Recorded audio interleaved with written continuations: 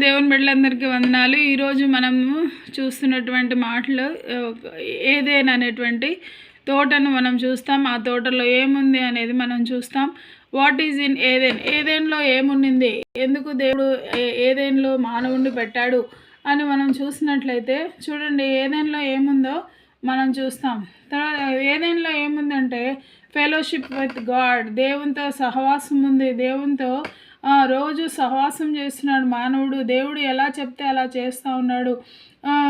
దేవునితో మాట్లాడుతూ ఉన్నప్పుడు దేవుడు ఏది మంచి ఏది చెడు అని మానవునికి చెప్తున్నాడు. ఏది చేయాలి ఏది చేయకూడదని ప్రతిదినము ఆయనతో మాట్లాడుతూ ఉన్నాడు. కానీ మానవుడు ఏం చేశాడంటే నా యొక్క తర్వాత ఏం చేశాడనేది చూస్తాం. ఇంకా ఏదేంలో ఏముందంటే దేవుని ప్రేమ అక్కడ ఉంది. దేవుని ప్రేమను దేవుడు ఏదేంలో ఉంచాడు.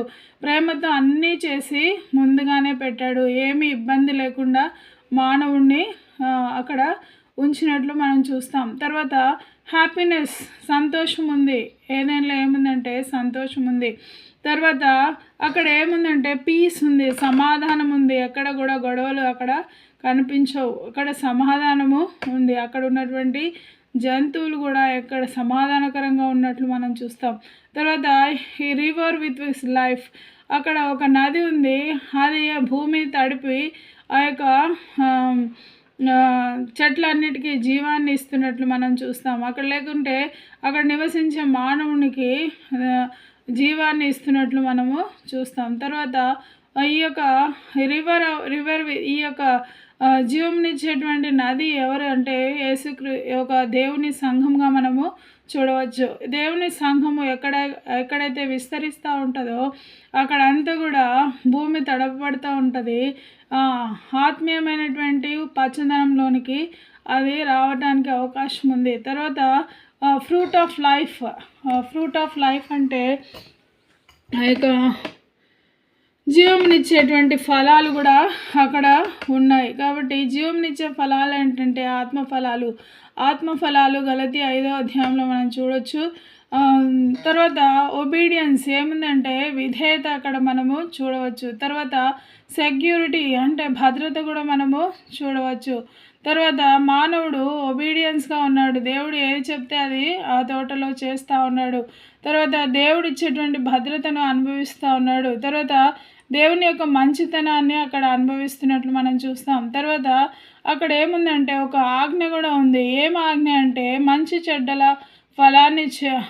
చెడ్డల తెలివినిచ్చేటువంటి ఆ యొక్క ఫలాన్ని, ఆ యొక్క చెట్టు యొక్క ఫలాన్ని నువ్వు తినొద్దని దేవుడు ఆజ్ఞను ఇచ్చినట్లు చూస్తాం. ఎందుకంటే మంచి చెడు దేవుడే మానవునికి బోధించాలని ఆశపడుతూ వచ్చాడు. కానీ మానవుడు మాత్రం తొందరపడి ఆ యొక్క మంచి చెడు ఇచ్చేటువంటి ఫలాన్ని తిన్నట్టు మనం చూస్తాం. దేవుని ఆజ్ఞను అక్కడ తర్వాత ఈ యొక్క ఆజ్ఞ కూడా మనం చూస్తాం. తర్వాత మానవుడు ఏం చేశాడనేది నెక్స్ట్ చూస్తాం మనము. తర్వాత ఈ యొక్క వాట్ నాట్ ఇన్ ఏదెన్లో ఏం లేవంటే అక్కడ ఏం లేవంటే సాడ్నెస్ లేదు, దుఃఖం లేదు, బాధ లేదు, అక్కడ చింత లేదు. తర్వాత టాయిల్, అక్కడ కష్టం లేదు, ఇబ్బంది లేదు. తర్వాత అక్కడ డెత్ అంటే మరణము అక్కడ లేదు. తర్వాత డిసొబీడియన్స్, అవిధేయత కూడా అక్కడ మనకు కనిపించదు. ఎందుకంటే విధేయత ఉంది కాబట్టి అవిధేయత అక్కడ లేదు. తర్వాత ఫియర్, భయం అనేది లేదు. తర్వాత ఈవిల్, దుష్టత్వం అనేది అక్కడ కనిపించదు. తర్వాత కయీన్ అక్కడ లేడు. కయీన్ అంటే కక్షలు, అసూయపడేటువంటి వ్యక్తులు అక్కడ ఎవరు కూడా కనిపించరు. తర్వాత హేబేల్ అక్కడ లేడు. హేబేల్ అంటే బలియాగం అయిపోయేటువంటి వారు. ఎవరు అక్కడ ఏ బలి కూడా అవసరము లేదు. అక్కడ ఎవరు బలి అయ్యే వాళ్ళు లేరు. అంత చక్కటి ఏదేన్లో దేవుడు మానవుడిని ఉంచితే మానవుడు ఏం చేశాడంటే ఒక్క చిన్న పొరపాటు చేశాడు. ఏంటి ఆ పొరపాటు అంటే హీ ఎంటర్స్ ద డిజోబీడియన్స్. ఈ యొక్క అవిధేయతలోనికి మానవుడు ప్రవేశపెట్టబడుతూ వచ్చినాడు. అవిధేయతను తన జీవితంలోనికి ఆహ్వానిస్తూ వచ్చినాడు. కాబట్టి ఆ కారణాన్ని బట్టి తను ఆ యొక్క ఏదేను యొక్క జీవితాన్ని పోగొట్టుకున్నట్టు మనం చూస్తాం. తర్వాత ఏదైనా పోగొట్టుకొని తిరిగి తను ఎలాంటి పరిస్థితిలోనికి వెళ్ళిపోయినాడంటే తన జీవితంలో తిరిగి ఆ యొక్క దుఃఖము, బాధ, వేదన, దుష్టత్వము, కష్టములు, ఇబ్బందులు తన జీవితంలో అన్నీ కూడా ఆయన పీల్చుకున్నాడు. భయాలు, తర్వాత అన్నీ కూడా తన జీవితంలో తను ఆహ్వానించినట్లు మనం చూస్తాం. తర్వాత టు గివ్ ఏదైనా ఇన్ మ్యాన్స్ లైఫ్, తిరిగి ఆ యొక్క ఏదైనా జీవితాన్ని మానవుని యొక్క జీవితంలోనికి దేవుడు ప్రవేశపెట్టడానికి ఆయన ఏం చేశాడంటే ఈ లోకానికి వచ్చాడు. ఈ లోకానికి వచ్చి ఆయన సిలువపై మరణించాడు. సిలువపై మరణించిన కారణాన్ని బట్టి తిరిగి ఆ యొక్క ఏదైనా వంటి జీవితాన్ని మనకు ఇవ్వటానికి ఆయన బలియాగమైపోతూ వచ్చినాడు. యేసుక్రీస్తు ప్రభువుగా ఈ లోకానికి మనకు దేవాదేవుడే వచ్చినట్లు చూస్తాం. దేవాదేవుడు ఈ లోకానికి వచ్చి మన కొరకు బలియాగమైపోయాడు. ఆ సిలువలో మనం చేయాల్సింది ఏం లేదు. సింపుల్గా మనం ఏం చేయాలంటే, if we confess our sins or our disobedience in front of Jesus, ఆయన దగ్గర మన పాపములు ఒప్పుకొని ఆయన రక్తంలో మన పాపములు కడుక్కున్నట్లయితే మన పాపములు విమోచించబడతాం, మనము విడుదల పొందుతాం.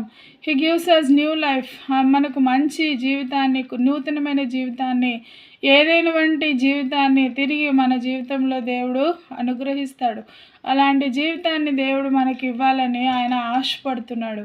ఎవరికైనా ఇలాంటి జీవితం కావాలంటే ఇప్పుడే యేసు ప్రభు యొద్ద చేసినటువంటి అవిధేయత పనులు, చేసినటువంటి నువ్వు ఒకవేళ నువ్వు క్రైస్తవునిగా ఉంటే నువ్వు ఏమి అవిధేయత చూపించావో ఆ అవిధేయత విషయంలో యేసు ప్రభువును నువ్వు అంగీకరించినట్లయితే, యేసు ప్రభు యొద్ద నువ్వు ఒప్పుకున్నట్లయితే ఆయన కృపగలిగినటువంటి దేవుడు, హీ హ్యాస్ మచ్ గ్రేస్, గొప్ప కృప ఆయన దగ్గర ఉంది కాబట్టి ఆయన క్షమించి తిరిగి సమకూరుస్తాడు. ఏదైనా వంటి జీవితాన్ని తిరిగి మనకు అనుగ్రహిస్తాడు.